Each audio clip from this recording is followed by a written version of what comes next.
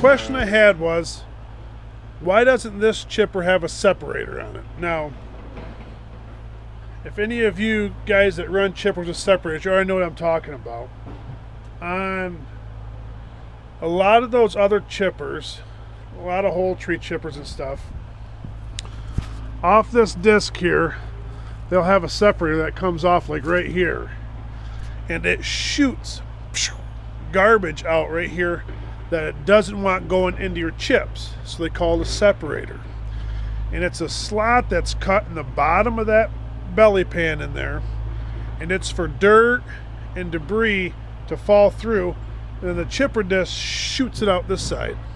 And the question was, why doesn't this chipper have one? It does. But here's what they did. Because you have this third flail yoke right here, you have augers that go all the way up underneath it, right? That pan right there is augers. Them augers go all the way up. See where the shafts are down there? The two augers there come all the way up into like right here.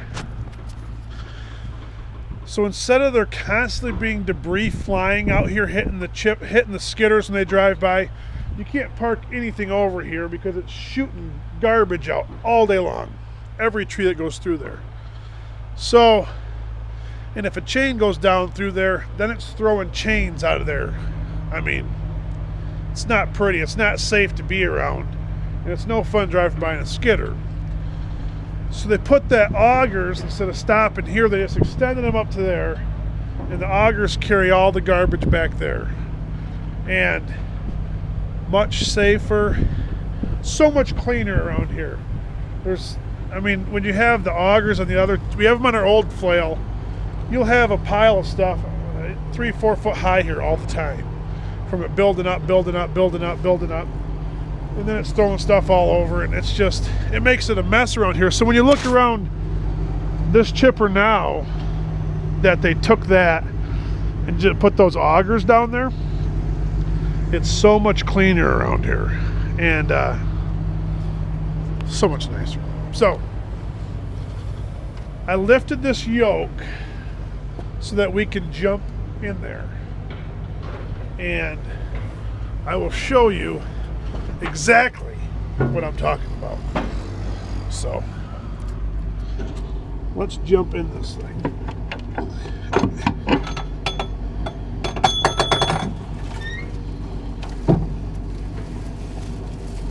Basswood, I hate basswood. Okay, now I'm gonna get a bunch of questions. Okay, look at this right here. I'm going to get a bunch of questions on if I have my lockout, tag out procedures. Lock that box so nobody can turn it on when you're inside that thing. A lot of people have this big fear, apparently, that if I get inside this thing, somebody's just going to walk up and just kick this thing on and turn everything on. I'm going to be stuck in here, not going to be able to get out, and I'm going to blow through the spout. Okay. I'll tell you right now, I guarantee, Paul's wearing this chipper, he can start it. I can almost guarantee you, Josh and Tom, the other two guys that work directly with us right now, they don't even know how to start this machine. Okay? You have to start the machine. Then you have to know the buttons to push to turn on everything, okay? Then you have to know the button to push to turn on the chipper disc, okay?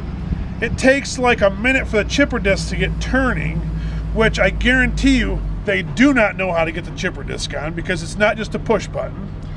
Then to turn the feed wheels on, you got to have the V12 revved up with your conveyor and your augers on before the feed wheels kick on. There's such a long process to get this thing to chip.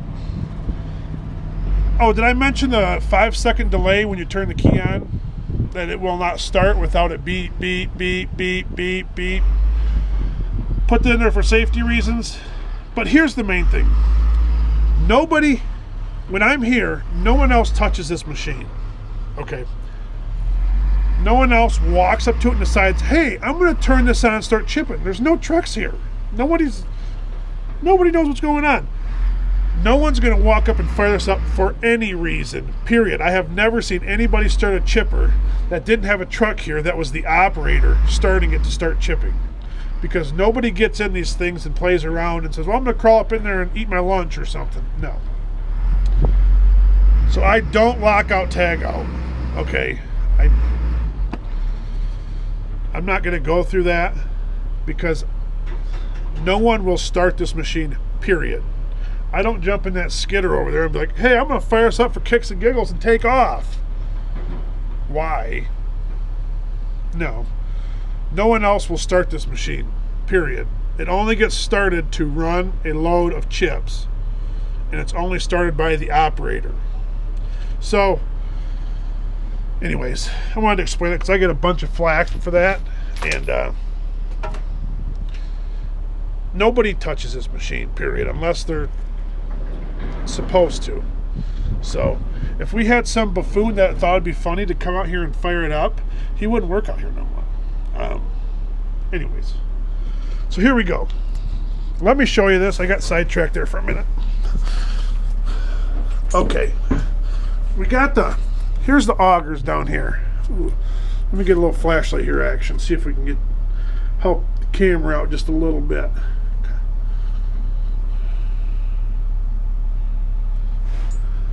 See the augers there? They go all the way up in there. I don't know how far that is. It's over, it might be 10, 12 feet. It's more than 10 feet, I think. Probably 12 feet. Runs all the way up in there, okay? And you can see right here what we got going on.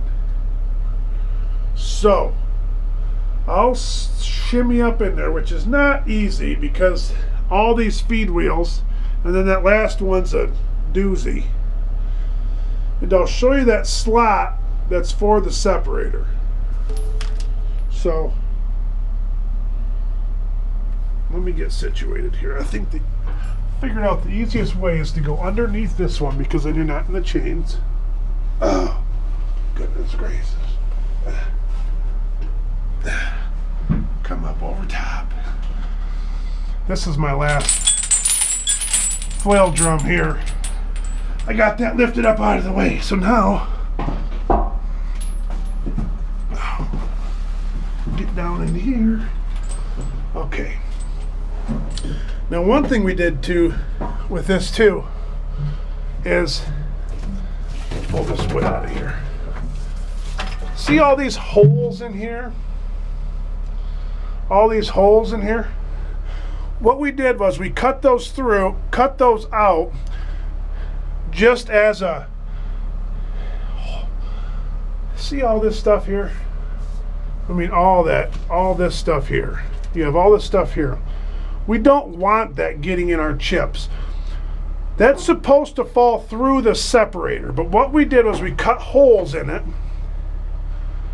That's for any garbage to get through, to fall down into the augers so that it's not getting in our chips, because we don't want them fines and bark in our chips. So we cut these holes here. That has helped out tremendously. Tremendously. But what we got up here is this. Okay. Let's get right up in here in the belly of the beast. The belly of the beast. See that slot there? That big cutout? See? This whole cutout right here is made so that all that garbage can fall down through there. And that sand, anything, any chunk of wood, that right there, that'll fall down right through there, and it falls down into there. Okay, because them augers go past this. So if you look down in there, you see the hole cut out. That's the whole separator of this thing. And you can see your knives there. And that little strip there is called your anvil strip. Okay? And these knives right here clear that thing just barely. And that way it forces that wood to get chopped off and thrown out the chipper spout. That's how it all works. But that's the separator on this thing. It doesn't, you don't want this stuff here. Let's see if I can, come on, John. You don't want this stuff right here getting into your chip band. The mill doesn't want that stuff there. So the whole idea is your wood comes to hit the knives and it drops it down there first. So we cut these holes as kind of like a, before it gets there, it's got another chance to fall through. And we might adjust those holes someday, depending on exactly what happens, because I mean, it's just it's really good to have those, because as you can tell, this big chunk of bark right here, we do not want that riding up through there. So